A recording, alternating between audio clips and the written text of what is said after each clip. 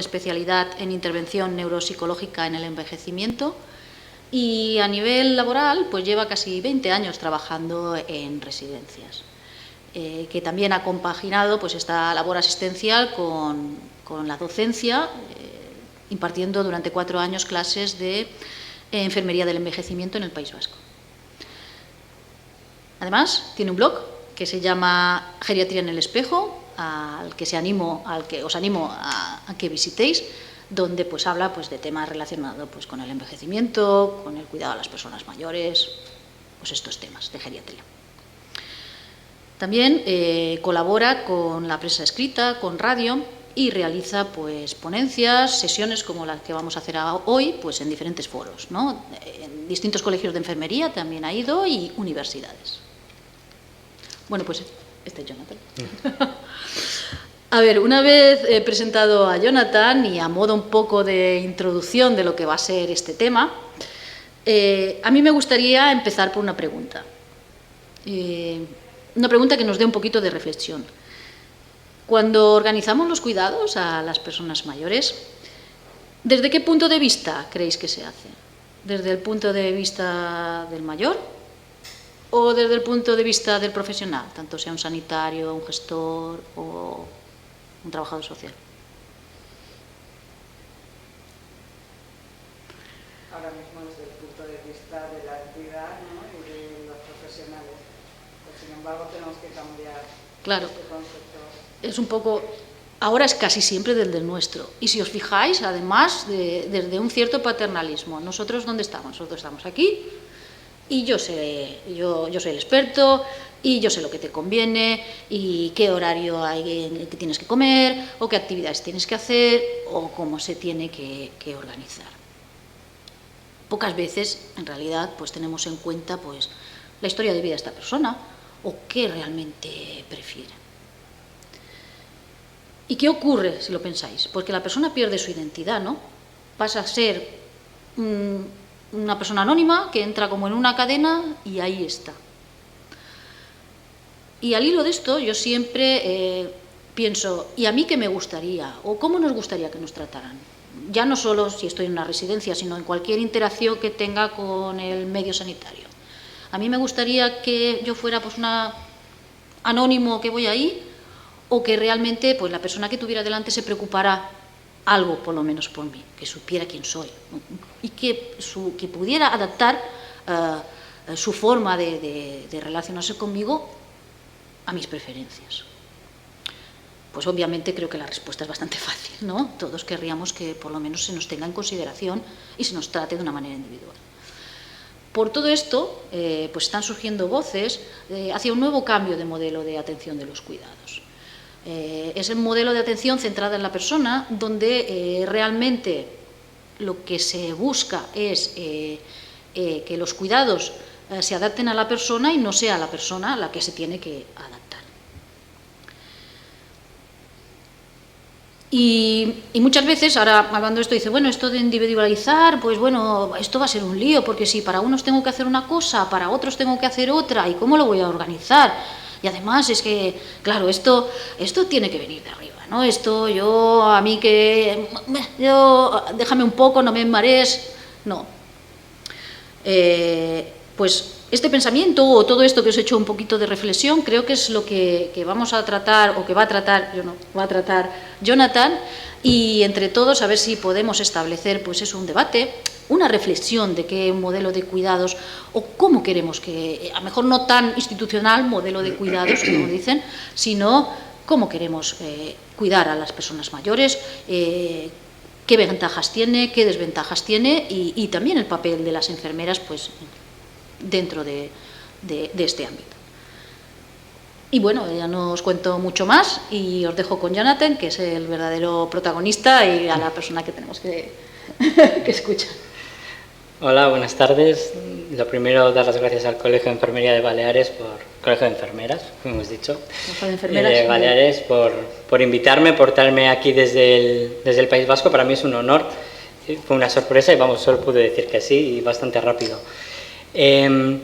Yo, como decía Rosario, he trabajado toda la vida en residencias, como todos empecé en el hospital y bueno, por cosas de la vida caí en una residencia y ya no quise salir de ahí. Mi primer contrato fue de 4 meses y se convirtió en 11 años y medio, o sea, ya me picó el gusanillo y ya no he salido de aquí. Entonces, yo no voy a hablar de modelos, realmente me voy a salir un poco. Cuando hablamos de hacer esta reunión, yo dije, sí, yo puedo hablar de cómo cuidamos, de cómo, más de una concepción del cuidado, de una concepción de lo que es una residencia, pero yo no voy a hablar de modelos, porque hablar de un modelo único supone caer en la misma trampa para mí. Hacer un modelo único significa que este es el modelo bueno y los mayores, para ser felices, tienen que venir a mi modelo. Entonces, a mí me chirría un poco. Luego, si queréis, entramos y podemos hablar de distintos modelos o lo que queráis. Yo no vengo... Mi premisa es que no vengo a vender nada. Yo no tengo libros, no tengo cursos, yo no tengo nada. Yo vengo a daros mi experiencia y sobre todo no sabía muy bien cómo plantear esta ponencia, pero sí que yo me acuerdo que yo estuve en un curso hace años y algo me hizo clic dentro. Yo venía de un medio hospitalario, estaba trabajando en una residencia que hablo del año 2003 o por ahí, que todavía no se llevaba tanto el modelo de atención centrada a la persona, pero sí que hacía algo muy similar. Y a mí me chocaba un poco porque yo venía del medio hospitalario y a mí todo eso no me cuadraba. Y en una formación viene una psicóloga, igual la conocéis, Marije Goicoechea, que sabe mucho de todo esto, y esa mujer a mí me hizo clic dentro. Puso un ejemplo que era muy tonto, en su momento me parecía un ejemplo muy tonto, que hablaba de que la residencia era como una granja de pollos. Y entonces todos son pollos y a todos se les trata como pollos. Y a ella la han metido ahí por distintas cosas y ella es un erizo. Y a un erizo tú no le puedes tratar como un pollo, ni puedes convertirlo en un pollo porque siempre va a ser un erizo. A mí me parece una payasada lo que está diciendo esa señora. Pero luego lo analizas, lo vas viendo en el día a día y dices, es que les estoy convirtiendo a todos los erizos en pollos. Es que es lo que estoy haciendo porque es lo que me viene a mí bien, porque yo lo que sé es cuidar pollos. Entonces, partiendo de esa metáfora y de muchas cosas muy interesantes que dijo, algo en mí hizo clic. Entonces, yo no vengo aquí a evangelizar ni nada, pero si alguien en un momento dado dice, pues es verdad, fíjate, tienes razón, eso pasa en mi centro y nunca me había parado a pensarlo. Y hay veces que solo con que algo, yo digo que algo te chirría dentro, empiezas a ver cosas y si alguien viene y te abre los ojos, pues genial, y si soy yo, pues mejor todavía, y así justificamos el curso, ¿verdad? Ya, yo pregunto, ¿qué es la atención centrada en valores y preferencias? Bueno, ¿vosotros qué creéis? Es un poco lo que la persona, ¿no? Nos viene a la cabeza, que es lo que la persona quiere, sus valores, el decir, yo prefiero vivir así, ¿no? Nos viene un poco a la cabeza.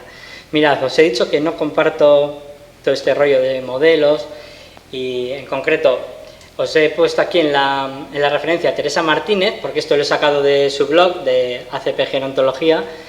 En muchas cosas con Teresa Martínez no coincido, pero en el fondo tenemos el mismo fondo. Y es en que, por lo menos el discurso que se mantenía en 2013 era que la atención centrada a la persona es un enfoque. Entonces aquí ya no estamos hablando de modelos, es enfoque, es desde dónde lo vemos y hacia dónde lo vemos. El cuidado, ¿qué es lo que tiene que ser? Entonces es un enfoque de intervención, os veo que pone ahí, en el que las personas usuarias se convierten en el eje central de la organización, que es lo que decía Rosario, el eje central del centro, del servicio y actuaciones profesionales, todo va a ir dirigido hacia ellos. Con este enfoque se reconoce una serie de principios que vamos a ver luego más adelante. Entonces, quedaros con esta palabra, enfoque. Yo no voy a hablar de modelos, voy a hablar de enfoque, me gusta hablar de cultura de cuidado, de otras cosas. También Teresa Martínez nos dice que integra diferentes modelos de atención. Aquí se decía que eran diferentes modelos, es decir, se puede actuar desde distintos marcos, pero siempre con el enfoque puesto en los valores y preferencias. Y bueno, y estos modelos, ¿qué es lo que quieren? Dar importancia al ejercicio de la autonomía y bienestar subjetivo. Entonces este enfoque, que os he subrayado ahí, va con fomentar el ejercicio de autonomía y bienestar subjetivo, también subrayado y en negrita. ¿Y qué es bienestar subjetivo? Lo que la persona considera que es bienestar, no lo que yo considero que es bienestar. Yo puedo pensar que esta persona estaría mucho mejor haciendo esto o lo otro, de esta manera o del otro, pero como es subjetivo, esa persona va a ser la que me va a decir cuándo está bien, o qué es lo que le sienta bien, o qué es lo que le place, ¿no? Y como último he cogido también este párrafo que dice que incorpora nuevas metodologías, nuevas maneras de hacer, yo creo que ese es el fundamento, que aportan un conjunto de técnicas e instrumentos que facilitan la atención integral. Es decir, es un enfoque para fomentar la autonomía y el bienestar subjetivo y la atención integral. Evidentemente, si no atendemos todas las esferas, nos vamos a quedar cojos. La persona no va a tener ese bienestar subjetivo. Si voy muy rápido me paráis, ¿eh? Entonces, una de las preguntas que me hago, me hacen o nos hacemos es ¿cuál es el rol de la enfermera para el desarrollo de unos cuidados respetuosos con los valores que para el usuario son importantes? Y he puesto en ámbitos sociosanitarios, residencias, centros de día, centros de respiro. Algunos, si trabajáis en hospitales y podéis extrapolarlo, os lo lleváis. Si algunos trabajáis en comunitaria y veis que hay familias que, lo voy a decir un poco fuerte, atentan contra la libertad de la persona, pues todo esto también os puede servir. Entonces, la pregunta es esa, ¿no? ¿Cómo puede influir una enfermera en la atención centrada a la persona dentro de una residencia? ¿Y por qué una enfermera? Que es otra de las preguntas que se hacen, porque si veis muchos cursos y charlas sobre atención centrada a la persona, sobre cuidados de larga duración, nunca son enfermeras.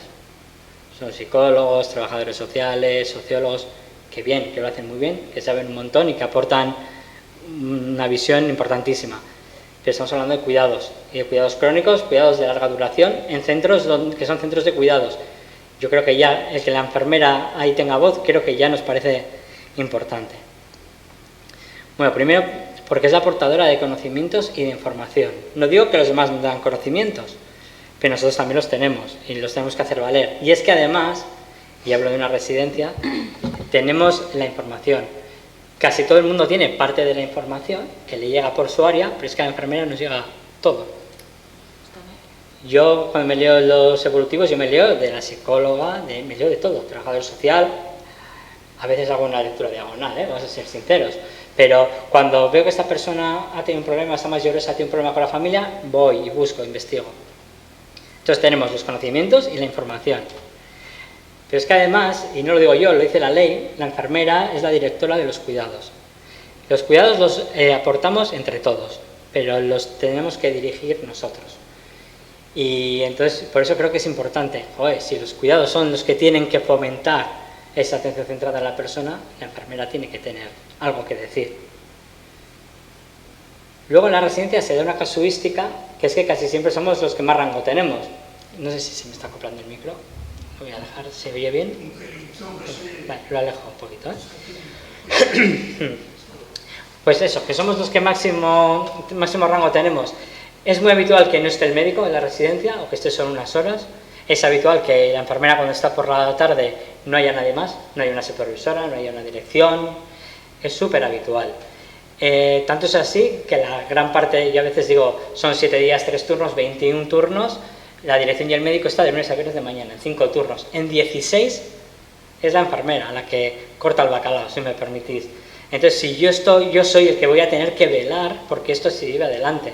Y además, como son cuidados, y a mí me preocupa, y creo que es mío, y encima no tengo a nadie por encima, no digo a alguien que me frene, sino a alguien a quien tener que consultar, voy a tener que tomar decisiones. Y en una residencia, también en otros sitios, pero la residencia es muy palpable, que somos el eje central. Todo el mundo va a pasar por nosotros, por suerte o por desgracia a veces, ¿no? Te vienen los de arriba, los de abajo, los de al lado, la familia. A mí me ha venido hasta el de mantenimiento. Es que no sé dónde están las pilas de ese mando de la tele. Yo qué sé, o sea, no, yo no la llevo en mi carro de curas, no lo sé. Todo el mundo pasa por ahí. Entonces, ese eje central y estar en esa posición, muy ingrata muchas veces, nos permite velar porque alguien esté vulnerando los valores y preferencias de las personas. Hay veces que se toman decisiones con toda la buena intención, pero que van en contra de esto. Y tú tienes que frenar, y no hablo desde una agresividad, sino de un... Espérate, ¿seguro que Amparo es lo que quiere? Es que a mí me comentó otra cosa el otro día. Es que estoy hablando con la familia, me comentaron que Amparo decía, vamos a hablar con ella, y frenar, porque si no, les pasamos como una pisonadora, por encima.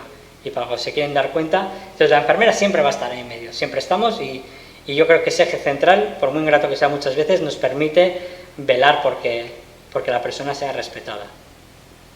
interrumpidme cuando queráis, sobre todo si no estáis de acuerdo, ¿eh?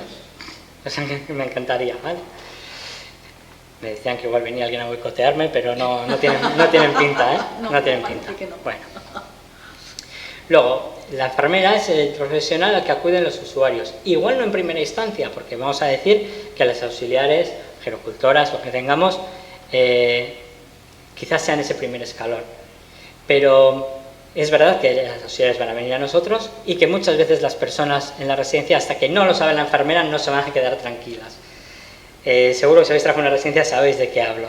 Hasta que no lo sabe la enfermera o la enfermera del visto bueno o lo que sea, entonces al final siempre nos va a llegar. Otra oportunidad que tenemos para fomentar y meter nuestro enfoque. Que nuestro enfoque y el vuestro a partir de ahora va a ser este, ya veréis. Y luego tenemos la capacidad de sensibilizar hacia arriba y hacia abajo. Y sensibilizar es un poco lo que digo de evangelizar, de educar, de convencer.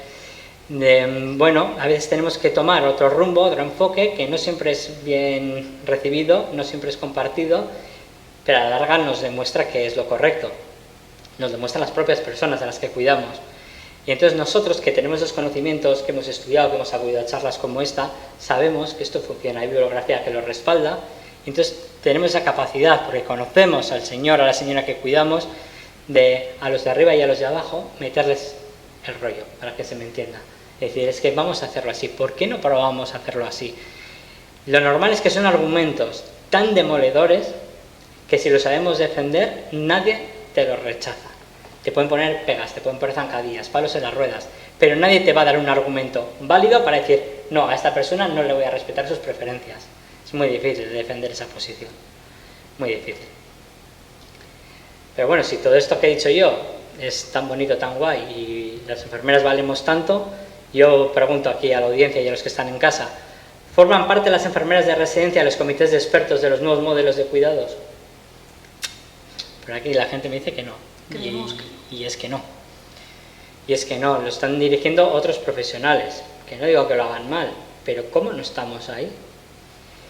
En algunas comunidades, algunas provincias, que conozco de primera mano o de segunda mano, hay comités y hay enfermeras. Y eso hay que celebrarlo.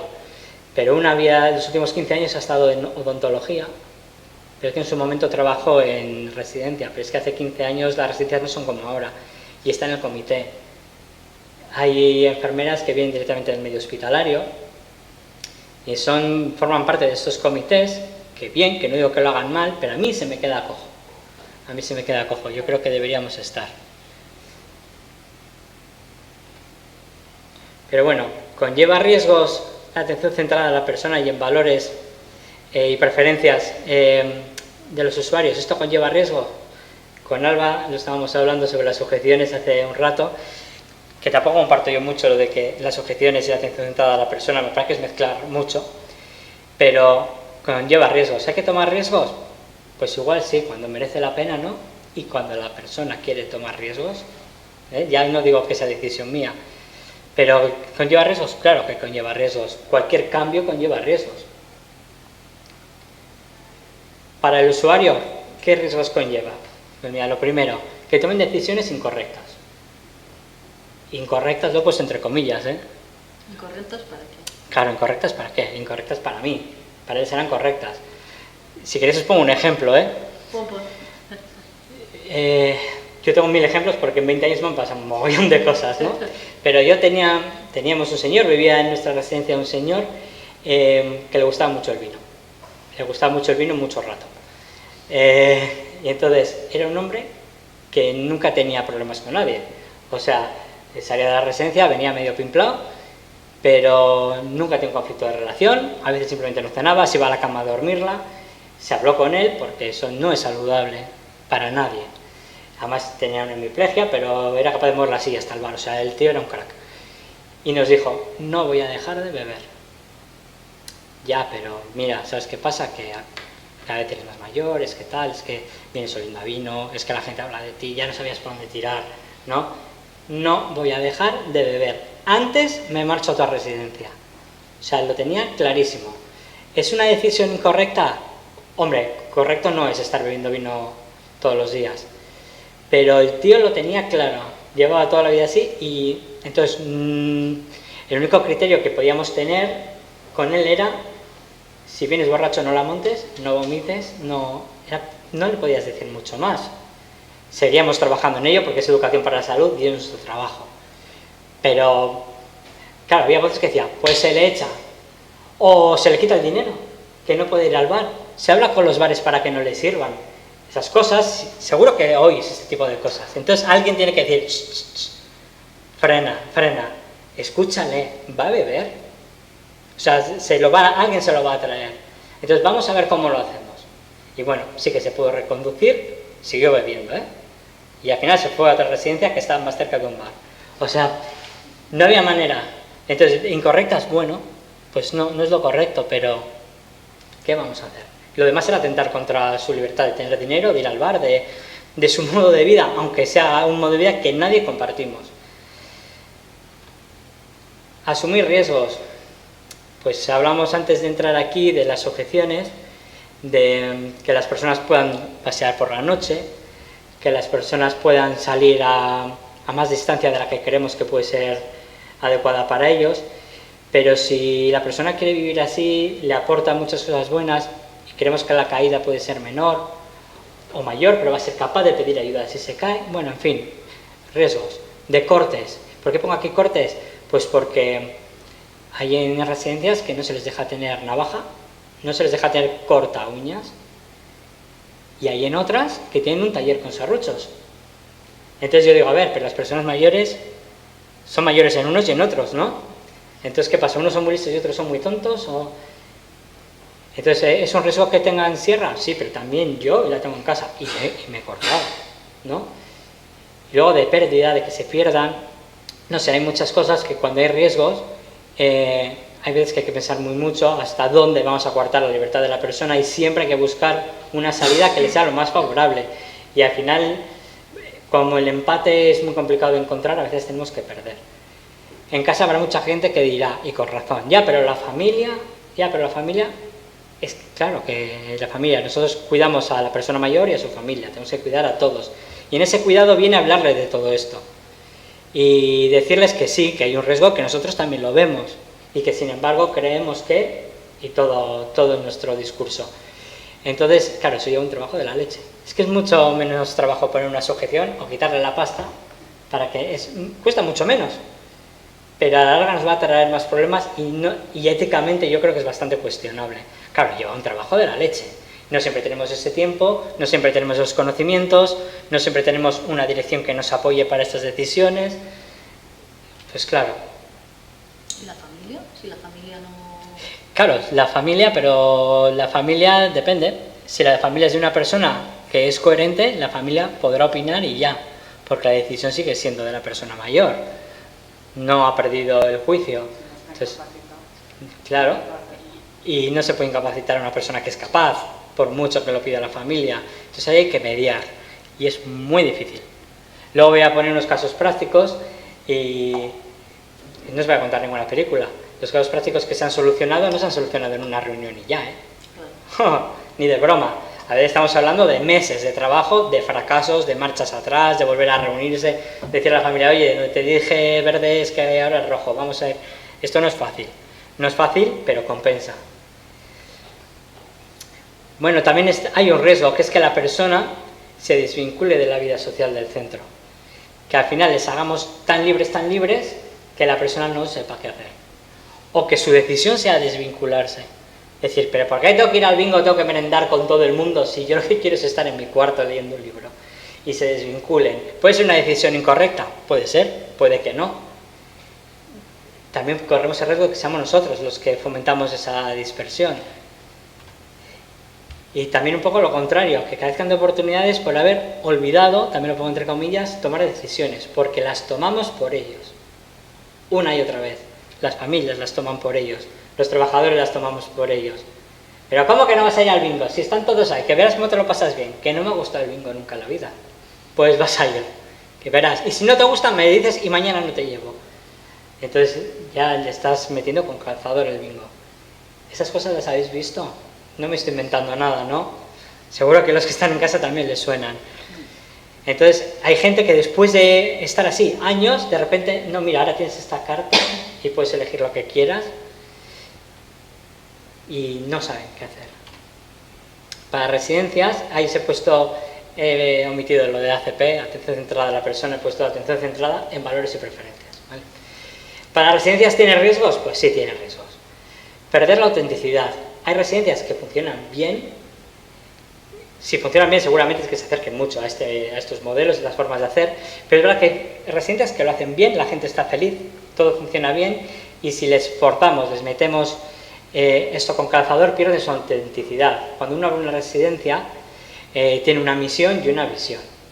Alguien en casa me está diciendo, ¿ganar pasta? Sí, hay gente que lo hace para ganar pasta, pero bueno, hay públicas, las hay sin ánimo de lucro y las hay que funcionan bien. Hay de todo, ya sé que funcionan mal, muy mal. Pero corremos el riesgo de que pierda la autenticidad y al final las que funcionan bien, bueno, tendrán que asumir la forma de trabajar, pero no tienen que cambiar toda su estructura de arriba abajo. Y es un riesgo que algunos por aparentar o por no avenirse a estos nuevos modelos pierdan lo que son, sobre todo su visión. Supone un riesgo de formación, es que no puede ser de otra manera. O sea, es un riesgo porque tienes que formar a mucha gente, eso vale dinero. Y en sectores precarizados la gente entra y sale muy rápido. Tienes que formar a gente continuamente. Bueno, hay otras estrategias, ¿no? Tienes que tener formadores internos, personas clave, bueno, hay...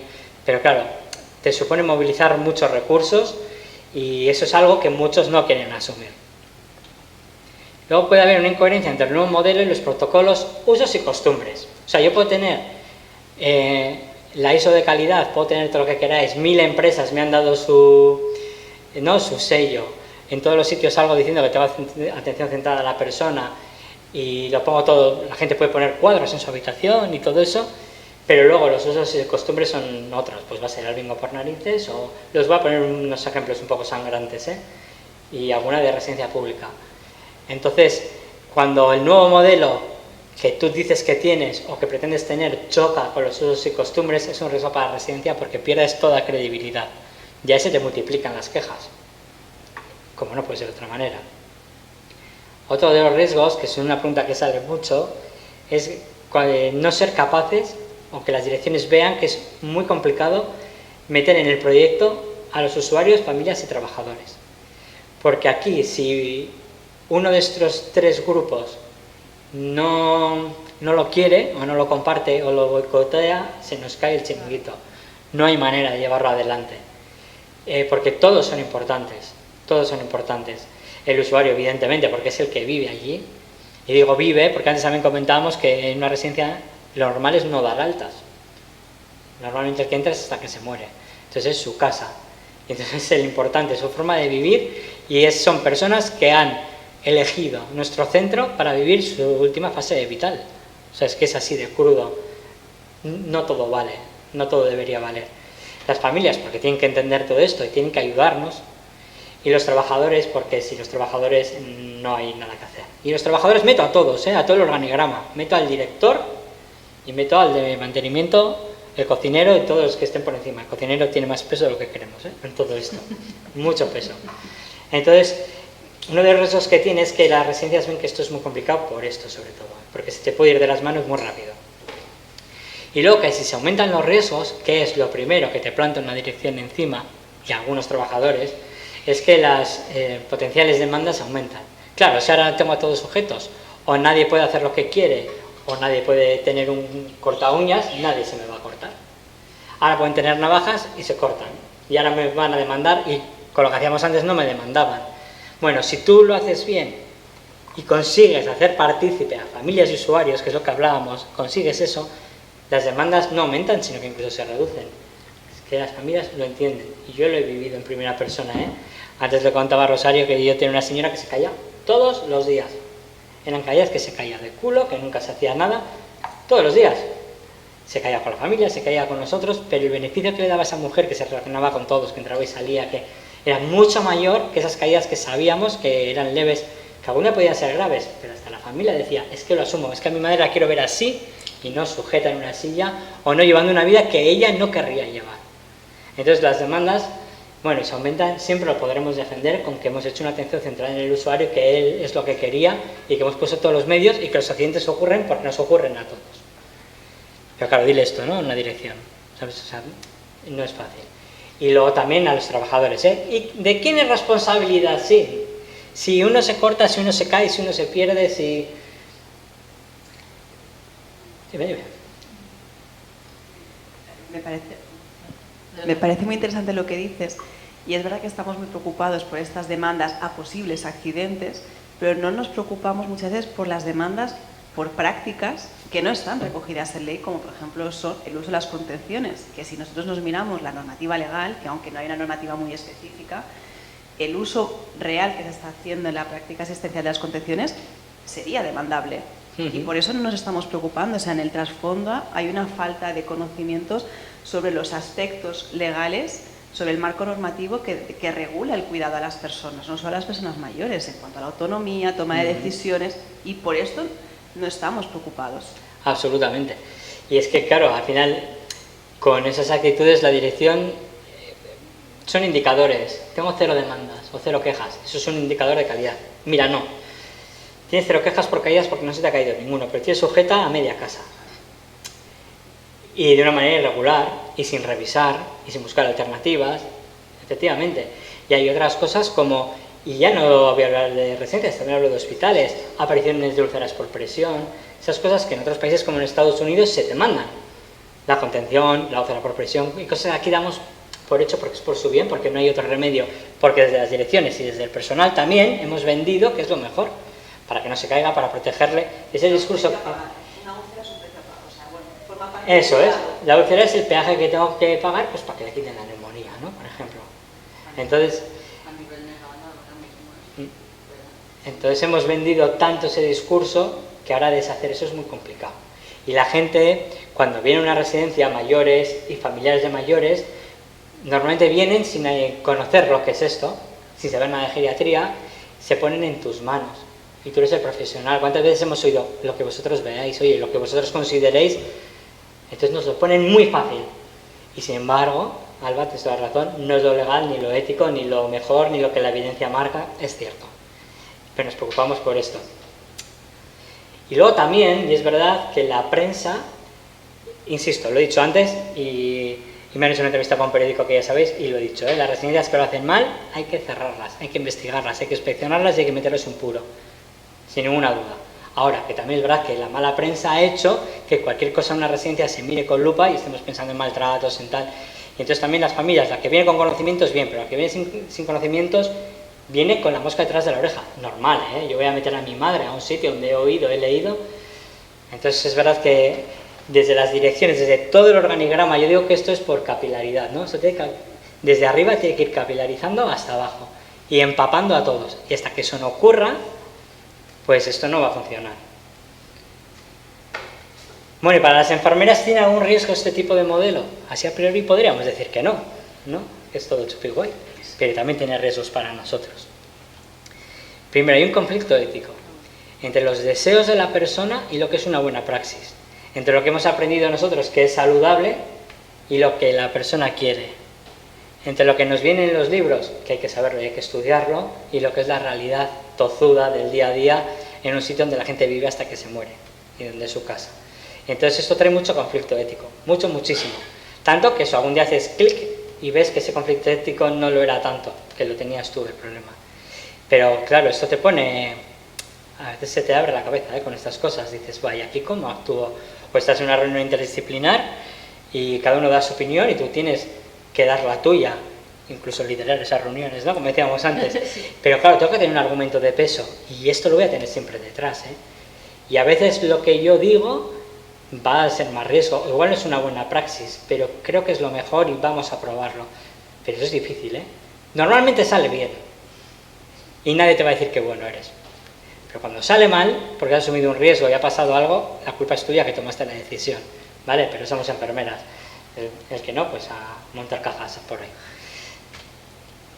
El peso del rol garantizadora de la atención centrada a la persona. Y con garantizadora lo que os digo es que yo tengo que garantizar, nadie me lo dice, nadie me lo pide y nadie me lo manda, ¿vale? A mí nadie me ha venido a decir, oye, tú tienes que garantizar. Pero yo me lo tomo como algo personal y lucho contra ello. Y esto, de verdad, es una soledad absoluta. Es la sensación de soledad cuando tú trabajas en una institución que tiene una forma de trabajar voy a usar la palabra, un modelo, unos usos y costumbres que van en contra de esto y tú dices, a ver, y estás solo, empiezas a contagiar a alguno, siempre pillas a alguien que piensa como tú, o que dices, jo, yo lo he pensado toda la vida, pero no me he atrevido porque me cascan. Y esto es muy difícil y es lo que peor se lleva, ¿eh?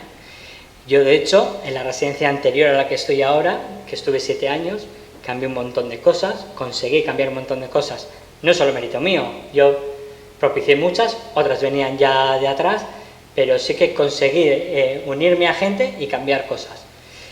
Pero hicimos un techo en el que nos quedamos todavía muy lejos de esto y ya no había manera. Ya la dirección te frenaba, era municipal, era pública, teníamos a concejales detrás, bueno, y ya hubo un momento en que no se podía más y el ambiente se iba enrareciendo, o yo me iba enrareciendo.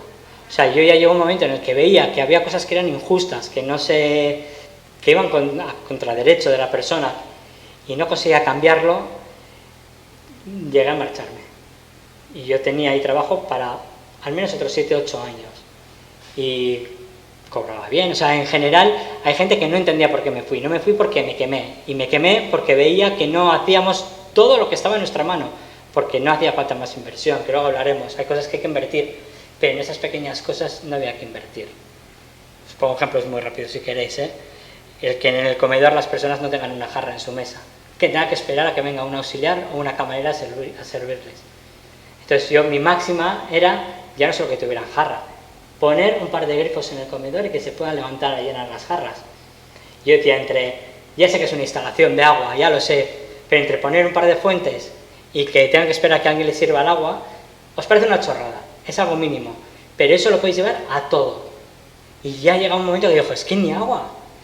Es que no les dejaban el vinagre en la mesa porque se echaban demasiado, pero yo me echo el vinagre que me da la gana, me has dicho cómo tengo que comer yo las vainas. Entonces, que se echan, luego lo dejarán ahí que no le gusta. Pues si no se echa demasiado y no lo comes, es cosa suya, no tuya. O sea, que no es un niño. Entonces, de esas chorradas, que se me entienda que son cosas menores, imaginaos lo que se hacían con las cosas mayores. Entonces, bueno, algunas cosas se pudieron cambiar, pero cuando yo seguía viendo esas cosas, yo no podía seguir trabajando ahí. También es verdad, no voy a venir aquí de guay, que me fui a un sitio mucho mejor, a cobrar más dinero, o sea, no con tanta estabilidad quizá, pero es verdad, no voy a vender la moto de mira qué guay es, no, me fui a un sitio a cobrar mejor, pero es verdad que fue mi vía de escape y sabía que esta oportunidad se me iba a dar y avisé en dirección, en cuanto estos me llamen me largo. Oye, ¿qué podemos hacer para que ya no podéis hacer nada? O sea, no, lo tengo decidido.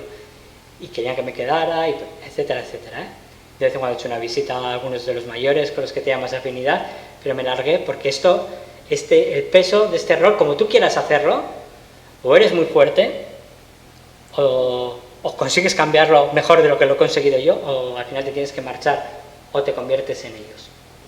Que esa es otra opción. Y bueno, yo nunca entro a eso, dentro de mis principios.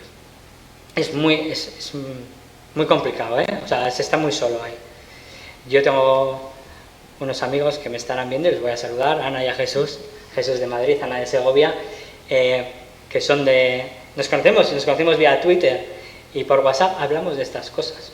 O sea, nos contamos nuestras penas. Estoy hasta el gorro, fíjate lo que ha pasado, pero tú te crees, pero...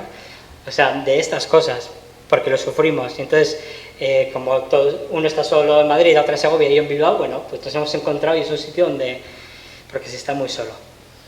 Y luego, todo esto, pongo aquí que tiene riesgo de desaparición de la enfermera en las residencias. Suena un poco exagerado y quizá lo sea, pero habéis oído hablar de desanitarizar, que las enfermeras se centran en la enfermedad, no en las capacidades de la persona, que somos parte del sistema. Digo, señoras, que lo de la atención integral lo inventamos nosotras. A ver si nos enteramos. Es que esto de la atención integral ya lo dijeron nuestras predecesoras, ¿no? Oren y compañía, que no habéis inventado nada. O sea, ¿cómo que la enfermera? Claro que nos centramos en la enfermedad, entre otras muchas cosas. Pero todo esto, igual es una percepción mía, pero está sirviendo de excusa para quitar enfermeras de en medio. Y crear esa nueva coordinadora sociosanitaria, esas cosas que se están metiendo por ahí. Te iba a preguntar por la figura esta pues al final, Bueno, ahí tenemos para otra hora, ¿eh? Pero Poquito, bueno, creo que al final es abaratar costes, y como no encuentro personal porque soy incapaz de atraerlo o mantenerlo, pues tengo que buscar una salida que es menos buena para el usuario. Podríamos también hablar de replantear cómo debe ser la figura de la enfermera, que también, bueno, pues hay otro debate, ¿no? Entonces yo digo, bueno, si yo tengo que dejar técnicas, estaría encantado, porque las técnicas no hacen a la enfermera. Pero igual tenemos que decir que las direcciones de las residencias tienen que ser enfermeras. ¿Por qué no? Entonces, si que vamos a jugar esto, vamos a jugar. Pero tú no me puedes echar a mí de esto y poner a dirigir los cuidados, pues, a alguien que no es ni sanitario, por ejemplo. Entonces, ahí hay otro debate. Entonces, ¿yo podría dejar un poco de mi hueco? Sí, pero entonces quiero el mío. O sea, si vamos a reestructurarlo, vamos a reestructurarlo. De momento creo que han empezado la casa por el tejado, y ha sido un parche y un parche detrás de otro, y entonces veo por vuestras caras que compartís conmigo que esto trae un riesgo para nosotros. Pero luego los que digo, somos los garantizadores, muchas veces. Si me estoy liando mucho me decís, Bueno, pero tiene grandes beneficios. Vamos a decir qué es lo que tiene, ¿no? Entonces, mira, pues para los usuarios, sobre todo, libertad. Y lo pongo lo primero, pero es una palabra que a mí me encanta. La libertad, darles libertad, ser libres en su propia casa, al fin y al cabo, ser libres donde va a ser su última casa. De la forma de vivir, de asunción de riesgos, tienen que estar informados, tienen que buscar alternativas, tienen que estar seguros, pero tienen que ser libres. Respecto a su proyecto vital, que suena muy pomposo, muy guay, pero bueno, su proyecto vital es que vivan como quieran vivir. Y si yo lo que quiero es no ver a nadie en un mes y quedarme en mi cuarto leyendo libros, o si lo que quiero es todos los veranos irme un mes al pueblo con mi familia, o yo qué sé qué, pues ese es mi proyecto vital. ¿Cómo quiero acabar yo mis días? Una chavala de 20 años, pues su proyecto vital, o un chaval, igual es acabar la carrera, tener un buen trabajo y tener hijos. Nadie estaremos locos si quisiéramos interrumpir su proyecto vital. Pero es que los mayores ya lo tienen hecho, ¿no? Ya el proyecto vital está cerrado.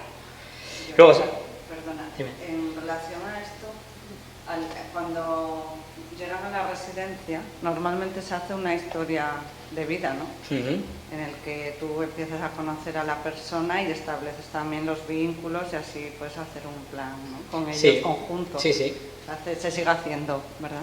Sí, en unas sí y en otras no. También es verdad que en unas se hace la historia de vida y se queda en una carpeta. Ya. Yo, por ejemplo, en una residencia que estuve, los teníamos en la planta, imprimidos, en un cuaderno muy bonito, que lo hacía un psicopedagogo que había, o sea, muy fácil de leer.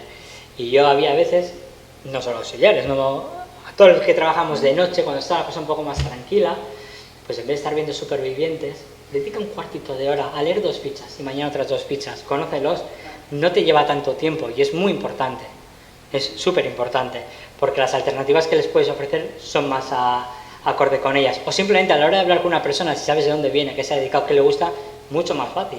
O sea, es que es un pase VIP a su vida, te entras de una manera increíble, solo saber de qué pueblo es, incluso los que tienen demencia, solo entrarles por el pueblo conectas muy rápido con ellos. Confían en ti, es otra cosa, yo creo que es importantísimo. Y aunque se quede en un cuaderno, hay que fomentar que eso vaya adelante. No se hacen todas, sino en todas se le saca todo el jugo que se le puede sacar. A mí es algo que me encanta. Sentirse reconocido como persona, simplemente, no como humano, no como usuario, sino como persona. Y personas somos en tanto cuanto nos sentimos nosotros, únicos. Y mayor confianza en el centro. Un centro que me da libertad, un centro que me explica, un centro que respeta mis decisiones, es un centro en el que yo me puedo fiar. Va a tener más confianza en nosotros que si soy un sargento chusquero que no le dejo hacer nada, que le controlo, que le vigilo y que le quito el corta uñas cuando está dormido. Ahí no pueden confiar en nosotros. Habéis vivido esas cosas, Es que a ti te lo veo. Bueno, para la residencia, ¿qué beneficios tiene? Aumenta la calidad asistencial, porque parece que la calidad asistencial es como en booking.com, ¿no? Se come bien, las camas son cómodas y el personal es muy majo, pues es buena residencia. Bueno, pues eso valdría antes, pero es que eso te vale para eso y para un hotel de carretera, al final, ¿no? Si se come bien, la gente es maja, entonces es un extra. Integra a todos los agentes, claro, si esto se lleva adelante, integras a todo, haces equipo, haces tándem. Acorde con la actualidad, no puede ser que todo esto, no se puede poner diques al mar, todo esto nos va a pasar por encima. Si no lo haces, te vas a quedar fuera. Entonces, es ir acorde con la actualidad sin perder tu esencia también.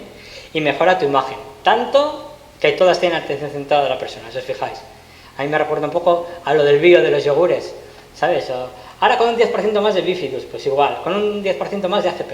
Están todos así, a ver qué lo hace más. Mejora la imagen y se usa mucho para eso, pero tiene que ser real. Y para el personal, enfermeras y las que no son enfermeras, nueva perspectiva del cuidado. Nos olvidamos solo de la enfermedad, de las constantes. La atención centrada en el parámetro, eso es antiguo y rancio y no vale para nada. Es una nueva perspectiva y además da mayor satisfacción. Yo os lo digo, cuando consigues que una persona sea libre para hacer esa pequeña cosa que quería hacer y no se le permitía, sobre todo si te has peleado con 15 del personal, da mucho gustito. Es una satisfacción de la leche, te hace sentir bien. Y eso es lo que engancha. Sentirse parte del proyecto, sentir los colores. Yo, en una de las residencias que estuve casi 12 años, me fui también, ya pues que estaba quemado, pero yo de esa residencia que me iba a otra a cobrar más y a vivir mejor, yo me fui llorando. O sea, me fui voluntariamente, pero me fui llorando porque yo, y siempre decía esa frase, yo sentía los colores de esa residencia, me sentía parte del proyecto, me habían hecho sentir parte. Y yo dejé mucho de mí ahí, aprendí un mogollón, allí me cambiaron el chip y me fui llorando porque era parte del proyecto. En la siguiente que estuve, con muchas mejores condiciones, me fui y no cerré ni la puerta al salir. ¿Era mala residencia? ¿Me trataron mal? ¿Cobraba poco? No, pero en 7 años yo me seguía sintiendo nuevo, ajeno. No sé si me explico, pero es muy importante y es por esto. Y luego nueva área de investigación, tenemos aquí un nicho para investigar, la investigación cualitativa en todo esto tiene aquí para una tesis doctoral o 3, si se te quedan cortas. Tenemos aquí para investigar, todo lo nuevo que metamos es investigable, revaluable. Y luego lo que se hablaba al principio de ese marco, del que tenemos que... ¿Por qué? Lo del enfoque. Pues porque las personas todos tenemos dignidad y no se puede perder. Desde que uno no tiene por qué ver el culo al otro mientras le cambiamos, a que le tenemos que hablar como una persona con dignidad y con respeto, de igual a igual. A mí una vez alguien me dijo, así, ¿sabes tú por qué te llevas tan bien con los viejillos? Porque les hablas como si fueran personas normales. ¿Cómo te quedas? Y digo, es que son personas normales. El problema es que tú no los ves como tal. Claro. Entonces, tú ya lo estás viendo con otro prisma. Claro, yo les hablo de igual a igual. Además, yo no estoy encima. O sea, yo es que estoy a su nivel y si uno tiene que estar encima, tiene que ser él. Pero yo estoy a su nivel de persona a persona, de persona adulta a persona adulta. Creo que es fundamental. Cuando se pierde esa perspectiva, te lo has cargado todo. Cada persona es única, no hace falta ni que lo diga. La biografía, vengo a lo que decías tú, es la razón esencial de la singularidad. Cada persona es así por su trayectoria, por su mochila vital. La gente le molesta que diga esto, pero los 2 recién nacidos son iguales. Tú quieres mucho al tuyo porque es tuyo. Y es el más bonito, el que mejor llora y el que mejor hace pis. Pero son iguales. Las personas mayores pues han tenido sus vivencias, sus encantos, desencantos, su ideología política, ¿no? Pues un poco la trayectoria vital y por eso llegan tan distintos a mayores. Y sin embargo les tratamos como si fueran iguales todos, ¿no? Que tienen derecho a controlar su propia vida, no hace falta ni que lo digamos. Que hasta las personas que tienen un grave deterioro cognitivo tienen derecho a ejercer su autonomía, allá hasta donde puedan y lleguen. Que todas las personas tenemos fortalezas y capacidades y hay que fomentarlas y no caparlas. Yo tenía un señor, pues un tuit que además, tuvo bastante éxito, de que veíamos algunas noches después de cenar que cogía todas las sillas, las amontonaba todas, hacía casi como una montaña de sillas y decían, hombre, a este hombre hay que darle algo, mira, como una conducta disruptiva, todos los días sostiene el comedor. Ese hombre había estado 40 o 50 años en un bar y todas las noches recogía la terraza. ¿Qué es lo que hacía? Recoge la terraza. Incluso alguna señora que estaba en silla de ruedas decía, señora, que vamos a ir cerrando. Le decía así y te decía, y no se levanta la tía, o sea, te decía con todo indignado. Pues ese hombre le pusimos a recoger las mesas después de cenar y era feliz. Otros decían, eso es abusar de ellos. No, perdona, este hombre lo ha hecho toda la vida y mira, de lo que estaba montando y estaba riñendo a otros porque no se levantaban de la terraza, pero reñir. Ahora mira, ¿no? Algo tan sencillo. El ambiente físico influye en el comportamiento y bienestar subjetivo. Pues claro, lo que nos rodea, y ya no solo el mobiliario, lo que hablemos, los gritos, el cómo se trate. Que la actividad del día a día pues tiene una gran importancia en el bienestar personal. Pues claro, si hacemos lo que nos gusta, pues mejor. Que el ser humano es un ser social y que se tiene que relacionar con otros, pues también. Y que somos seres multidimensionales, dinámicos y por tanto sujetos a cambios. Y con esos cambios tenemos que ir cambiando nosotros también. No, tú cuando viniste dijiste que no te gustaban los pimientos, ahora no puedes pedir pimientos. ¿Cómo que no? ¿No? Entonces, pues te he pedido la dieta sin pimientos, pues ahora te la comes. Estas pequeñas cosas, que en serio que parecen tonterías, pero son indicadores clarísimos de si se hace una atención centrada a la persona o no, ¿eh? Entonces, mira, Bill Thomas, un geriatra cofundador de la Alternativa Eden, que seguro las conozcáis, si no, lo busquéis por ahí, dice que las 3 plagas que matan a las personas mayores, tanto como las enfermedades, son la soledad no deseada, el aburrimiento y el sentimiento de inutilidad. Lo que no podemos hacer nosotros es ser partícipes de esto. Tenemos que luchar contra estas 3 plagas. Y en las residencias muchas veces hay soledad no deseada, muchas veces se aburren y muchas veces se sienten inútiles. ¿Por qué no les dejamos hacer nada? Porque hay actividades que decimos, pueden elegir, pero nadie les ha dicho si estas son las que les gustan o les gustaría otras, ¿no? Entonces, bueno, os voy a poner, que yo pensé que me iba a quedar corto, al final me voy a quedar largo, es que me gusta mucho este tema, unos elementos que me vais a decir si facilitan o frenan esta atención basada en cada persona. Por ejemplo, conocer la historia de vida, ya lo hemos adelantado, ¿no? Semaforito verde. Esto permite que la atención se centre más en la persona porque la conoces. Tener un profesional de referencia, pues sí, también lo vemos. También ayuda, vale, y ahora hago una pregunta, ¿quién elige el profesional de referencia? Ya os he dado la vuelta al asunto. Claro, bueno, en principio se dice, bueno, tú de la 0 a la 5, tú de la 6 a la 8 y chimpún. Bueno, ese puede ser una buena fase de partida, cuando una persona ingresa, oye, va a la 3ª planta para ti. Pero luego hay que buscar qué persona va a ser la de referencia. Y no tiene por qué ser sanitario.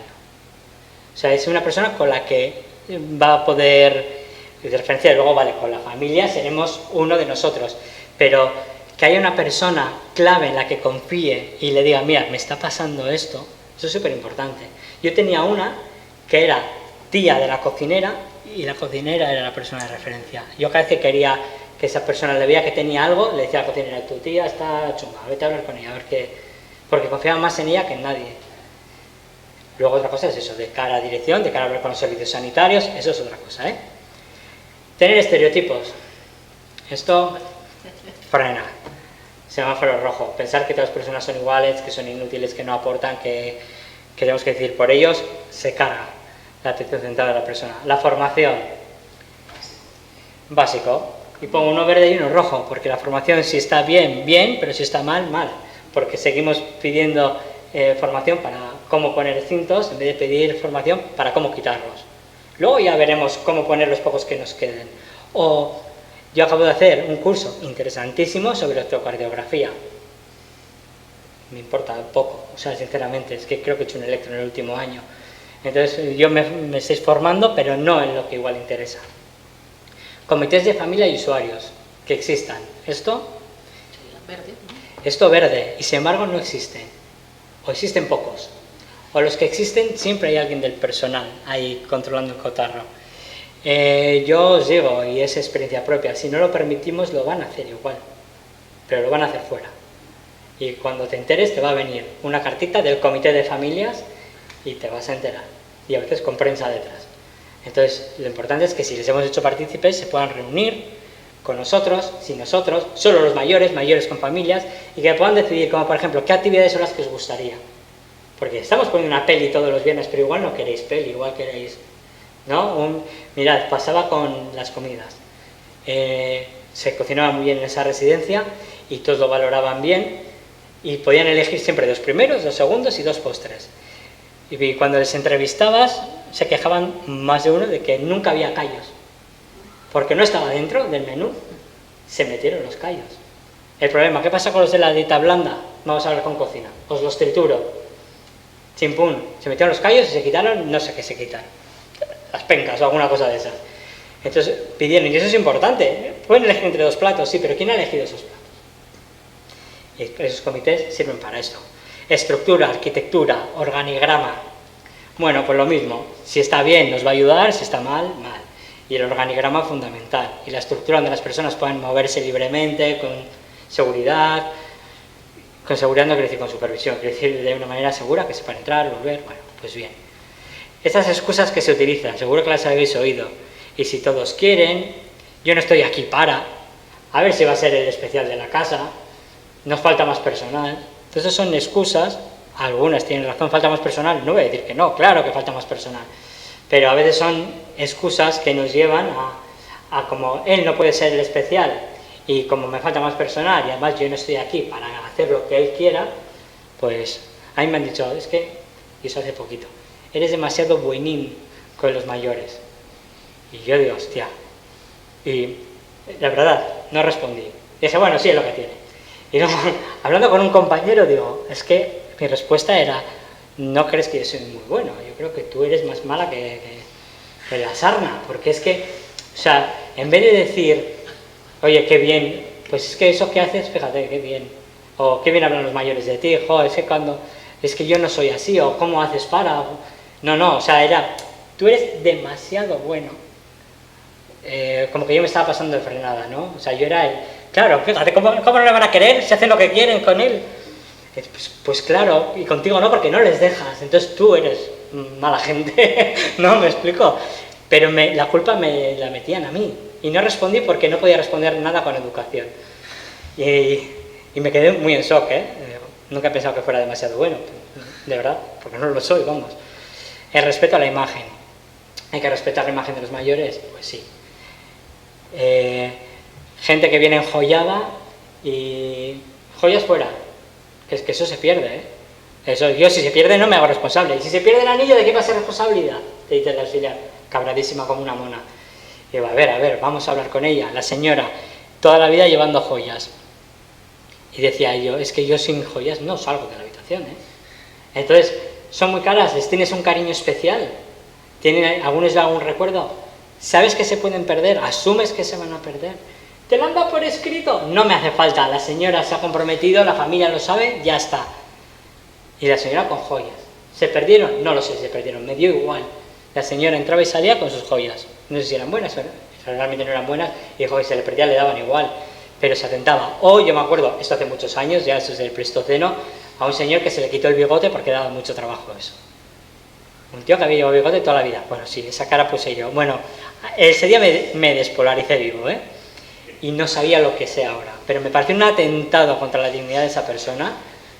Otra decía, es que se parece mucho a Franco con el bigote, o sea, eran unas reacciones de lo más peregrinas. De eso estoy hablando hace igual 18 años, ahora eso es impensable.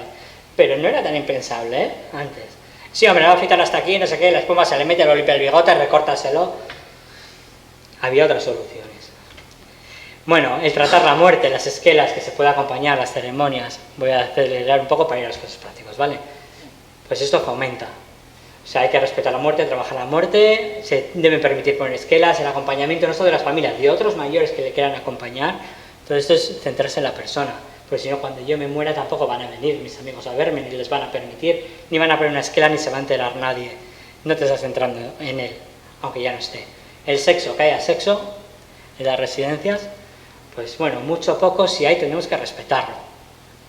Y bueno, aquí también hay mucha controversia, Luego he traído un caso clínico. Pero gente que se masturba, sí, hombre, que entro y está ahí, se está masturbando, yo no tengo por qué ver eso. Bueno, pues si sabes más o menos a qué hora es, pasa más tarde, discúlpate, vuelve después. El uso del lenguaje. Bueno, aquí ya pongo directamente un semáforo como una casa. El decirles, tú lo que tienes que hacer es mal, ya se empezó mal. El, mira, te voy a llevar al fisio, es una chorrada, pero te acompaño. O, ¿quieres que te acompañe? ¿Tienes quien te acompañe? Ah, pues ya voy yo contigo. Simplemente no tratarles como un objeto.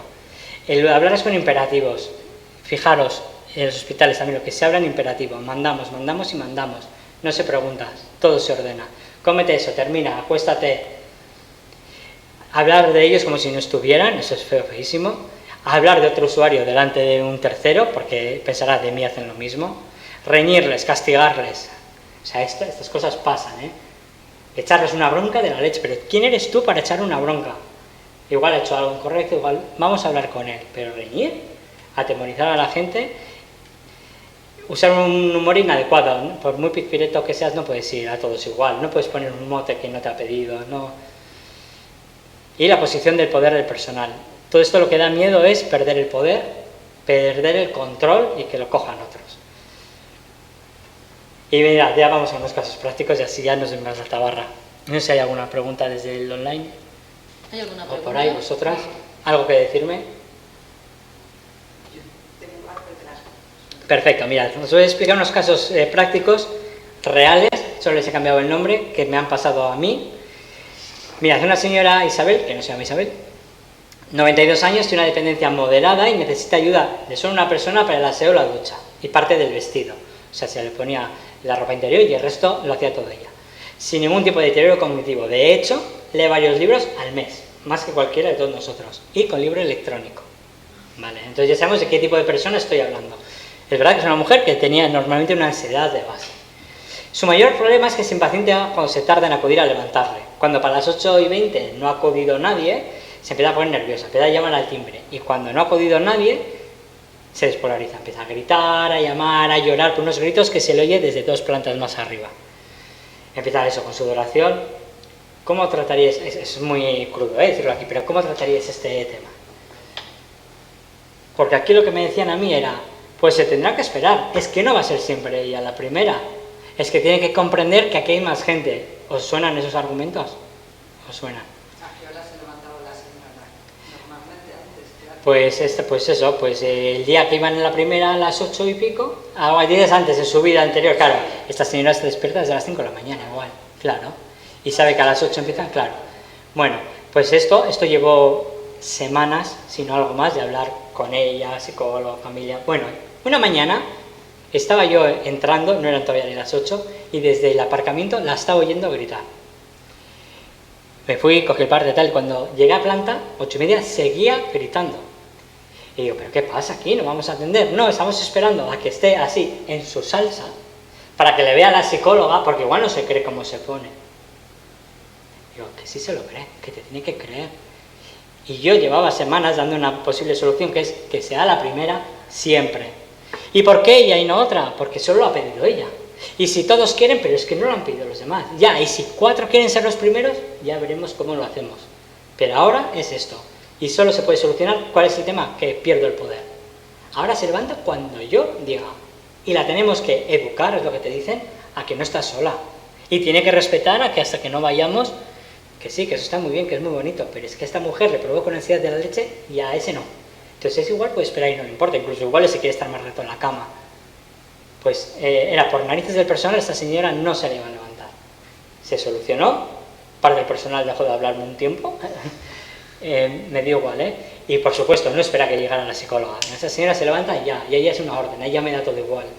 Y la psicóloga nos va a creer. Caso real, verídico. ¿Os parece increíble? Pero lo creéis, ¿verdad? Sí. Sí. El argumento de la pérdida de poder y realmente se levanta cuando yo quiero.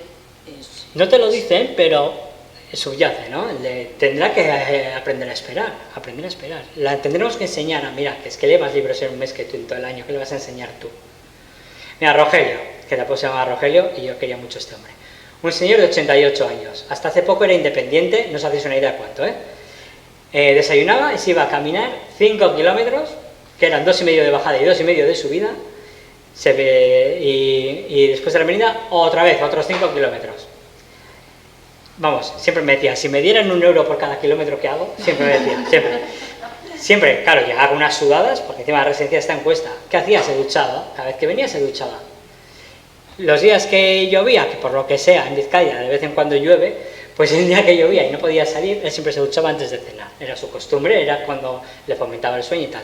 Bueno, Rogelio, leo el nombre para que no se me escape su nombre de verdad. Rogelio sufre un ictus, se queda hemipléjico y en un principio tenía cognitivamente seguía conservado, pero ahora ya hay que ducharle, ahora ya no puede pasear. Él verbaliza, para él era muy traumático ducharse nada más levantarse, y él verbaliza que quiere ducharse antes de cenar. Pero las duchas son por las mañanas, lo sabéis, ¿no? Las duchas son por las mañanas, hay una ley no escrita que dice que es así. Y además a esa hora hay un mogollón de trabajo y no se le puede duchar, así que se tendrá que duchar por las mañanas como todos los demás. Os puede sonar, ¿no? Este caso. Bueno, aquí la atención centrada de la persona, como veis, saltaba por la ventana. A este hombre había que respetarle su proyecto vital. A poder ser, ojalá le pudiera bajar yo hasta el puerto, que iba todos los días, ojalá, pero no podíamos. Pero eso se le podía respetar. Bueno, reuniones, discusiones. Bueno, se solucionó que como este hombre no quería hacer actividades porque no le gustaba nada, solo le gustaba pasear, cuando todos estaban en el bingo, en el cine, no sé dónde, se aprovechaba a ducharle. No era tan difícil. No era la hora de la cena, era media tarde, pero se llegó a ese acuerdo y todos contentos. No era tan difícil. Luego dicen, pues no era tan difícil. Yo era ducha menos que tenemos por la mañana. ¿Ves? Al final eran todo ventajas. Pero lo primero es el no por el no. Siempre tenemos el no en la boca. Venga, otro caso clínico. Mariano. Un hombre con una dependencia muy leve. Apenas se le notaba, más de que tenía un poco un pelín de retraso mental que nada geriátrico. Este participaba en todo, era un salado. Incluso ayudaba a otros, les llevaba al gimnasio, les subía, les ponía el babero, les recogía la mesa. Un crack. A este hombre la noche se le hacía súper larga. Era un tío muy activo, dormía poco y la noche se le hacía súper larga. Y solía tener hambre. Era diabético y no podía comer mucho. ¿Qué es lo que pasa?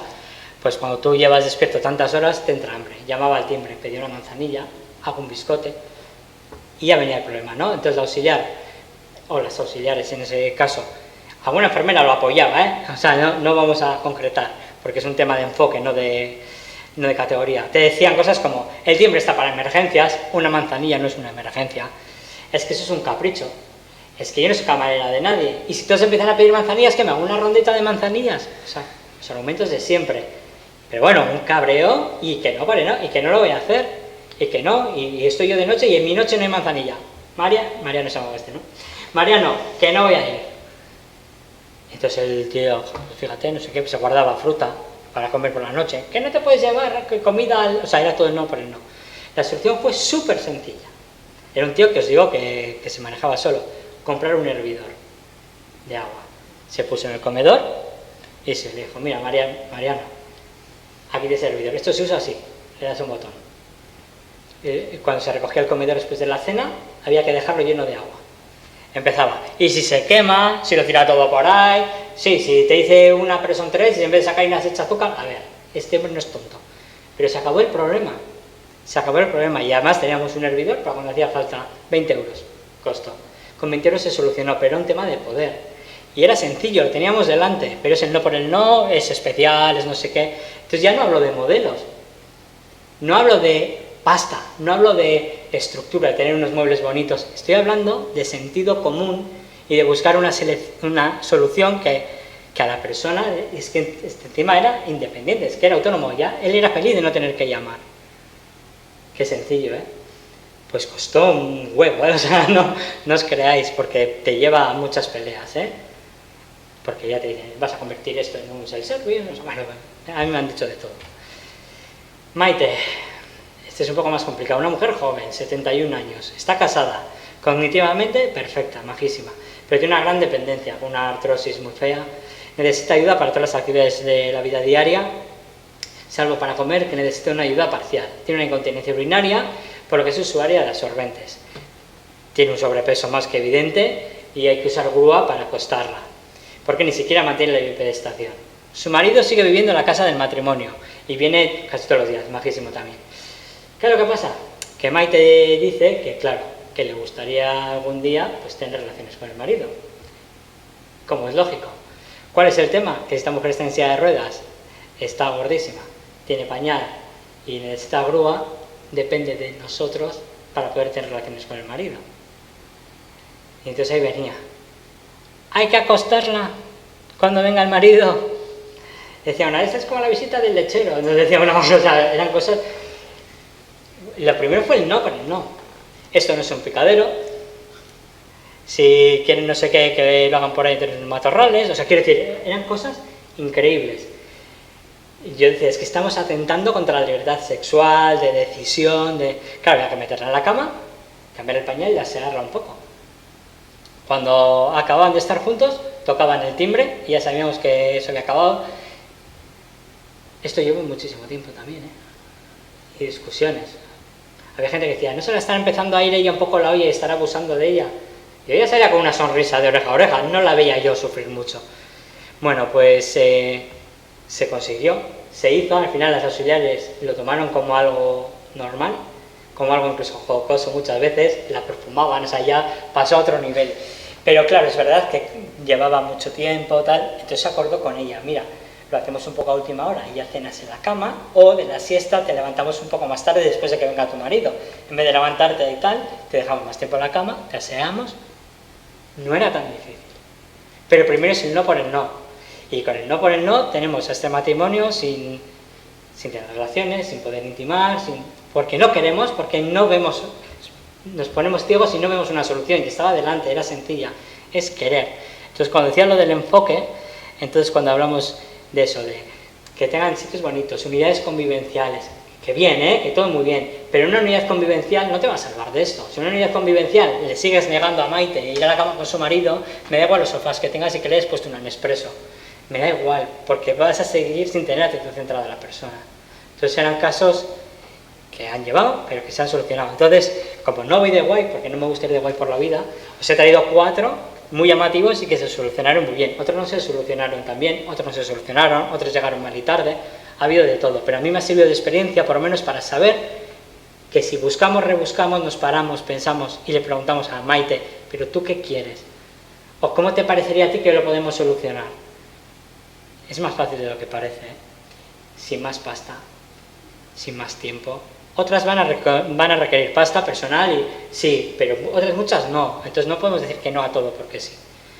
Y mirad, para acabar, esto se lo mandé ayer a Cristina a última hora.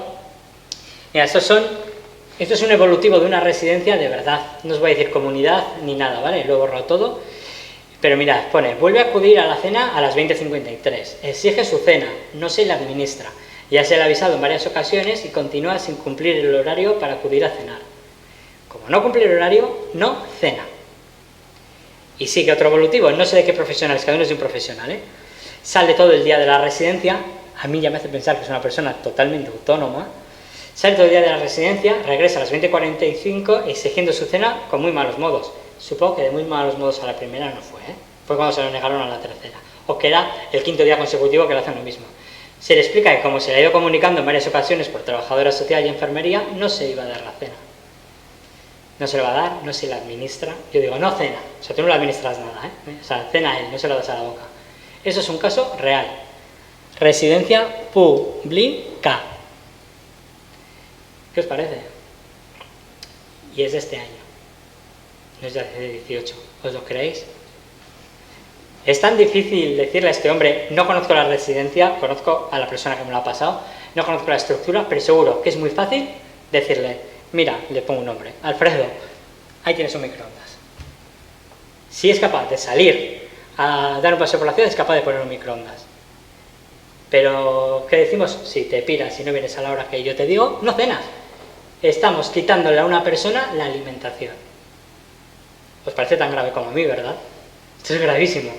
Y mira, os pongo otro. Esto es un WhatsApp que me mandó otra compañera de otra comunidad autónoma. Y me comentaba, porque descargamos.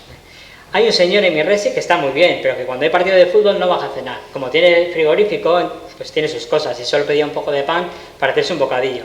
Se lo negaron. Si no iba al comedor, no había pan. Bajaba al comedor, cogía su pan y se iba. Tengo muy buena relación con él y un día me lo dijo, se lo dije a mi jefa, que era la directora en este caso, y a partir de ese día, a la hora que lo pide, se le da media barra de pan, fruta o lo que quiera. Y esta compañera, enfermera, termina diciendo, es una gilipollez, pero me dolió en el alma. Entonces yo le dije, no es una gilipollez y por eso te duele en el alma. Porque este hombre se está tentando contra todo. Si es un tío que tiene embutido en su cuarto porque le dejan en una nevera, si solo le está pidiendo un poco de pan. Tan difícil es, yo que sé, en la comida darle un trozo extra. En la última ronda antes de irnos para casa, pasar, oye, hasta mañana, y dejar un trozo de pan. Decirle, tienes aquí pan, coge lo que quieras. 1000 cosas, o sea, seguro que hay una manera. Pero decir que o bajas, ¿qué decir? O pasas por el aro, pasas por lo que yo te digo, o te haces el bocata con magdalenas. Es lo que le están diciendo. Entonces se lo dijo a la directora le explotaría la cabeza porque no sabía que en su centro pasaban estas cosas y se solucionó así. No hizo falta una reunión interdisciplinar, una orden directa. Y a esta compañera yo le digo, no es una gilipollez y te duele porque te importa. Estas cosas duelen mucho. Llora el mayor, lloras tú y esto duele mogollón. Cuando yo veo que una persona le han hecho esas cosas, duele. Y luchas, joder, lo mejor es mirar por otro lado, y ya está. Pero duelen. Esta es una residencia privada, pero para que veáis que en todas las casas cuecen habas. Entonces es una conclusión que saco yo, antes de vuestras preguntas, que aunque es importante el modelo, la estructura, las condiciones laborales, que lo son, ¿vale? Que quede claro que lo son, Lo que es imprescindible es una cultura de respeto a las preferencias, la formación del personal y sensibilizar. No vale formar si no cala. La persona tiene que hacer un clic y decir, hostia, esto que ha dicho Jonathan pasa en mi resi y es verdad que a mí me dio igual y no da tan igual. Y igual la solución era sencilla. Igual no, ¿eh? Yo he fracasado muchas veces y seguiré fracasando. Pero bueno, por cada fracaso, si me llevo una victoria, me compensa. Lo importante es que se sensibilice todo el organigrama y que hay que cambiar el enfoque para trabajar con las personas. No decir para, ni hacia, ni con ellas. Con ellas. Y nada, ya antes de despedirme del todo, para los que estáis aquí, para los que están en casa, me hago autobombo. Si cualquiera quiere hacerme cualquier cuestión, cualquier pregunta, cualquier crítica, pues mira, tenéis aquí mi Twitter, donde a veces soy más activo que otras veces, mi dirección de correo electrónico personal y ahí tenéis mi blog, Geriatría en el Espejo, donde lo tengo un poquito dejado, pero bueno, puedo prometer y prometo. Tengo muchas cosas ahí, en la bandeja de borradores tengo muchas cosas. A partir de ahora, entonces, si geriatriaenelespejo.com, muy fácil, si no, en casa en el ordenador también lo podéis escanear y ahí lo tenéis. Así que nada, muchas gracias por escucharme. Muchas gracias. Ya ves, preguntas y críticas. ¿Hay alguna pregunta por...? Por ahora no. A ver, si queréis podéis decirlo en el micro, que hagamos un turno de preguntas, que la gente comienza si quieren escribir. Abrimos el turno de preguntas, pues si hay alguien que esté al otro lado, si quiere que Jonathan pues conteste alguna duda o alguna sugerencia. Bueno, pues empiezo yo. Jonathan, primero te quería dar las gracias por haber venido hasta aquí, por tu presentación y por enseñarnos que sin grandes inversiones, sin grandes recursos, pues se puede cuidar de una forma diferente, ¿no? Yo te quería preguntar, porque has ido hablando de algunos conceptos que aparecen en la nueva ley, entonces te quería preguntar si tú conoces la nueva ley que salió en agosto, que afecta a los centros del servicio de atención. Entonces te quería preguntar no si crees que es una solución, pero qué opinión tienes al respecto y si crees que marca un camino para una nueva forma de cuidar. Pues sinceramente, creo que es un paso, un paso, que haya una ley y que los políticos se preocupen, voy a decir de verdad, por esto y que se quiera poner una solución, me parece bien. Me preocupa un poco cómo lo han hilado, porque sí que se habla de dar formación, pero no se habla de nada arreglado, nada específico, y vuelvo a lo mismo. Tú puedes hacerlo muy bonito, unidades convivenciales, pero como la gente siga sin dar pan a Benito porque no va, estamos en lo mismo. No voy a hablar de malos tratos. Mirad, en mi blog hablé de los malos tratos y de los tratos malos, que está en esa fina línea donde están pues los abusos de poder. Y eso no se va a solucionar por muy bonito que lo pongamos. Entonces, bueno, tengo dudas. Sí que es un paso, sí que es verdad que hacer unidades pequeñas, cada uno con su salón, que pueda ser más familiar, me parece correcto. Pero es muy importante formar a las personas, a los trabajadores. Y creo el mayor riesgo que veo yo ahí también es cómo han enfocado el tema de la financiación. Que no quiero entrar aquí mucho porque igual no es el tema, pero vienen a decir que si tú quieres unas plazas concertadas tienes que cumplir todo esto y si no te sales de la concertación. Entonces va a haber empresas que les haga rentable salirse de la concertación. Entonces voy a montar una nueva, no sé si me van a dar permiso a abrirla, ahí me patina un poco la ley, pero abro una nueva donde no cumplo todo eso, no me las vas a concertar, pero me da igual, porque voy a tener pasta, entonces va a haber residencias objetivamente peores y más cara. Y no solo eso, como a toda la privada le dé por salirse de ahí, lo que va a haber es un problema de oferta y demanda. Va a haber mucha demanda y poca oferta. Y ahí me patina un poco. Quizá no me he leído la ley demasiado profundo, pero ese punto es el que a mí me dejó un poco ahí. Pero bueno, es un primer paso y todo camino empieza por un primer paso. O sea que en ese aspecto, bien.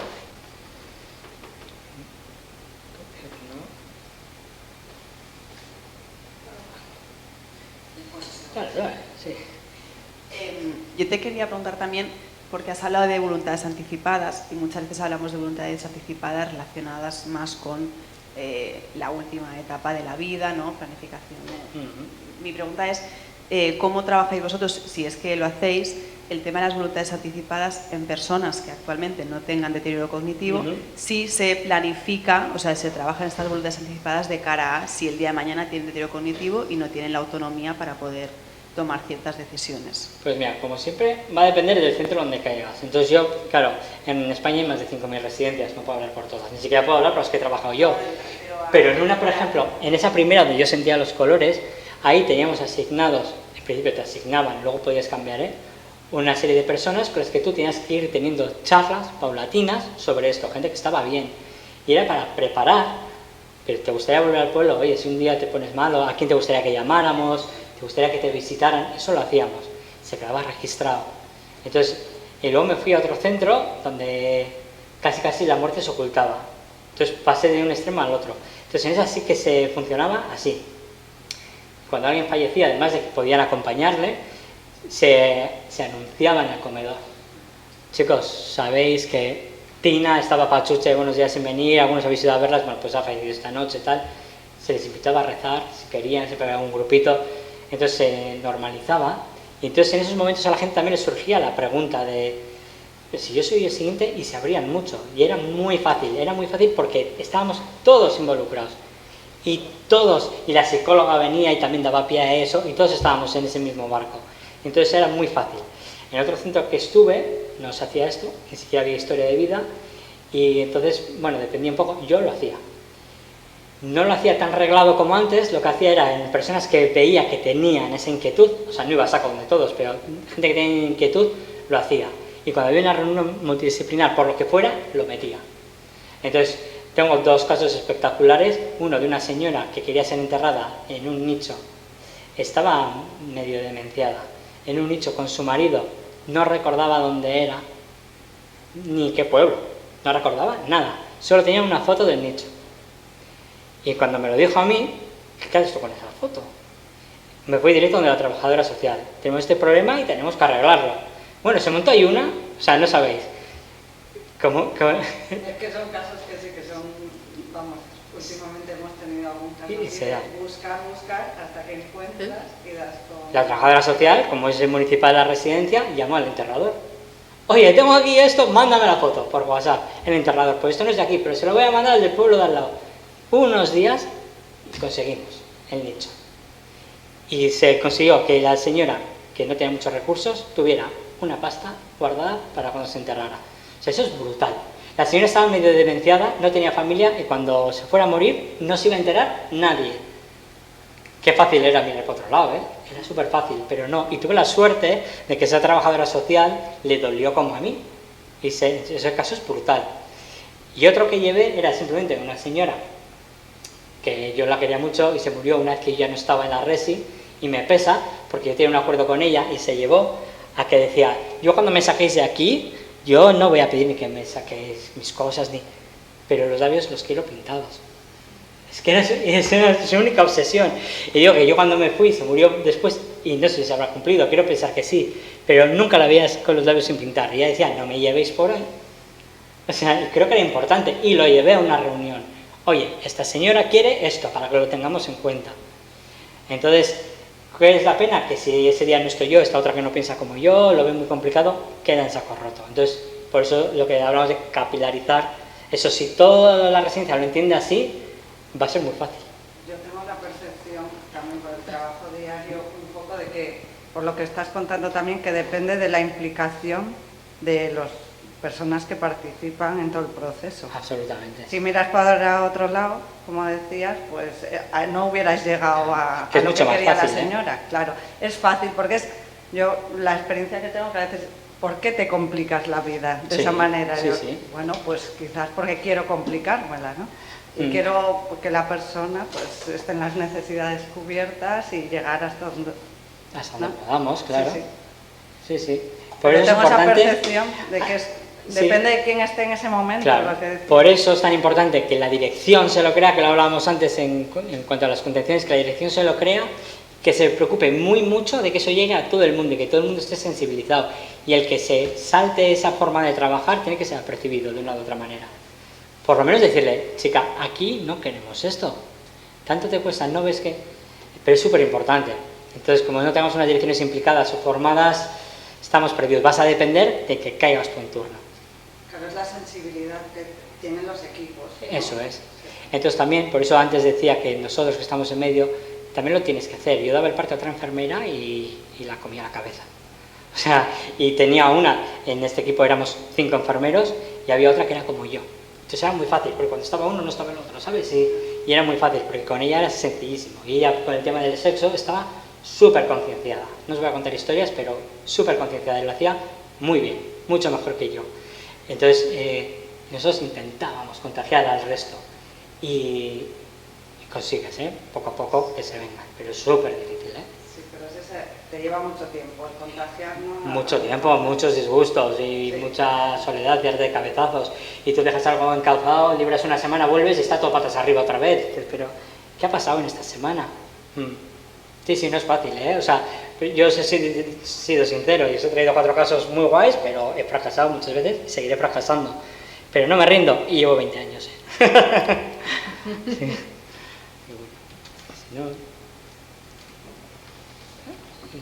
Sí. Si no hay, cerramos, Pregunta.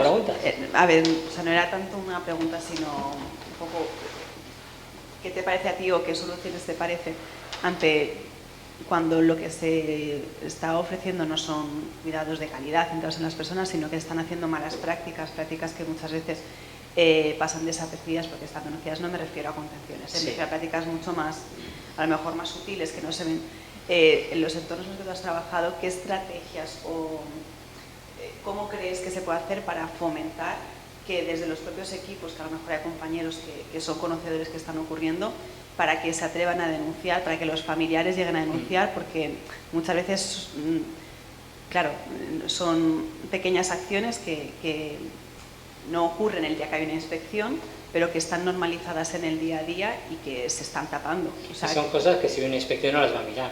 O sea, un inspector no va a venir a ver si le has dado... Yo, por ejemplo, me acuerdo de una señora que había palitos de merluza para comer. Ya sé que os pongo ejemplos muy así, pero es que se entiende muy bien. Y eran 3 por persona, y a esa señora les sirvieron 2. Entonces digo, pero esa señora, ¿por qué 2? Es que tarda mucho en comer. Pero la sirves la primera, o entra en el comedor 10 minutos antes, si ella lo acepta. Pero si son 3, son 3. Y si salen todos del comedor y ya no ha terminado, ya terminará. Claro, eso es una mala praxis.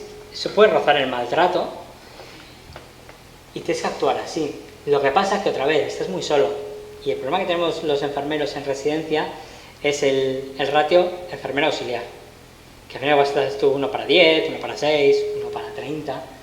Te comen vivo, Sí, exacto, ese es el movimiento. Te comen vivo, tienes que estar muy seguro de lo que dices, muy seguro de lo que has visto, ¿sabes? Muy seguro de lo que has visto, muy seguro de lo que dices, y luego actuar. Y siempre con disciplina, con buen rollo, primero como compañeros. Oye, va movida, ¿no? Lo que antes le has liado un poco, ¿no? Pues entras así. Luego ya te tienes que poner más serio y tienes que ir a niveles superiores. Lo que pasa es que entras en el chivateo. Y cuando se está chivando, cuando eres el chivato, mal. Pero cuando tú acudes a una dirección, yo he acudido a una dirección.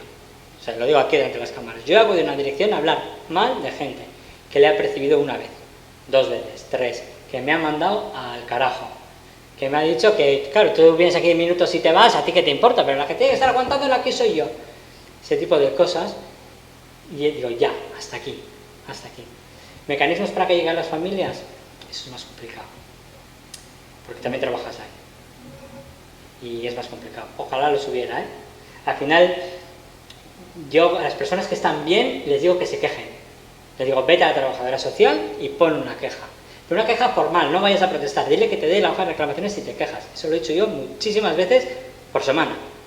O sea, lo digo, baja y quéjate. Cuando son las familias, es más complicado. Estaría súper guay decir, sí, yo se lo digo, pero no es verdad. Es muy difícil, Porque cuando le supone una denuncia a la residencia... A ver, si es de denuncia sí lo digo, pero las cosas menores nunca acaban en denuncia porque no van a ningún lado. Entonces yo creo que ahí es el personal que trabaja el que tiene que estar concienciado de ello. Y nosotros mismos ser el resorte que evite eso. Hay que hacer piña, hay que contagiar, y eso dejará de pasar. Y ya cualquiera que lo vea lo va a frenar o intentar frenar. Pero no existen mecanismos. No todo es bonito.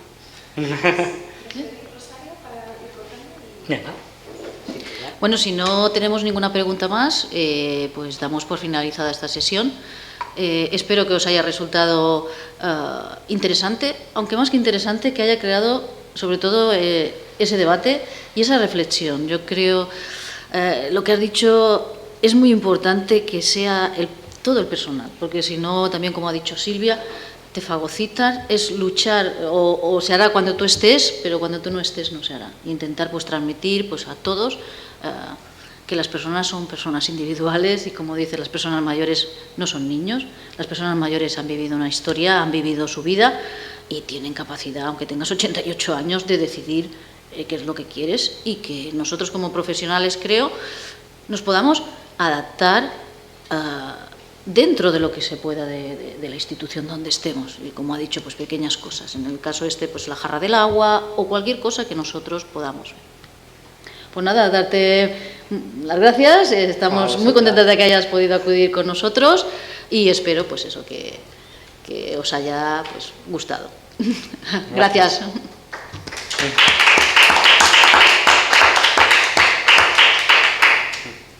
Nada, gracias, Jonathan.